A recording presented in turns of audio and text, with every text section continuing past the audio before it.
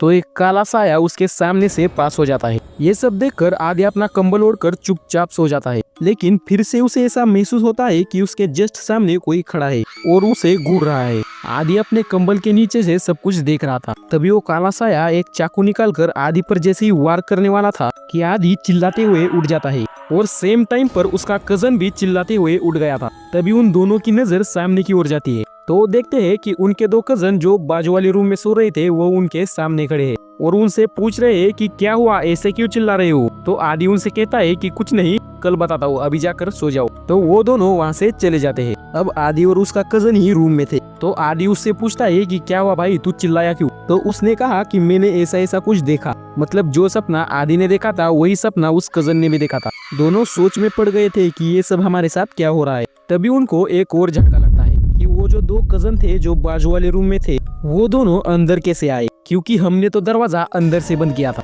आदि दौड़कर उनके पास जाता है और उन दोनों से पूछता है कि तुम दोनों हमारे कमरे में कैसे आए थे। तो वो दोनों पूछते हैं कि कब भाई। तो आदि कहता है कि अभी 5 मिनट पहले। तभी वो दोनों आदि से कहते हैं कि क्या भाई पागल है क्या, इतनी रात को हम क्यों आएंगे तेरे कमरे में। ये सुनकर आदि चुपचाप अपने कमरे में आकर सो जाता है। अगली सुबह वो वहाँ से जा रहे थे तो आदि अपना सारा सामान उस रूम से बाहर निकालकर उस रूम को ताला लगाता है और वहाँ से जाने लगता है। आदि और वो कजन दोनों ही पीछे रह गए थे क्योंकि सब लोग पहले ही वहाँ से निकल गए थे और नीचे उनका वेट कर रहे थे। तो जाते जाते आदि और वो कजन एक बार मुड़कर उस रूम की तरफ देखते हैं तो उस रूम का ताला अपने आप ही खुलकर नीचे गिर जाता है और दरवाजा भी अपने आप ही खुल जाता है। ये देखकर आदि और वो कजन काफी डर जाते हैं और वहाँ से भाग जाते हैं।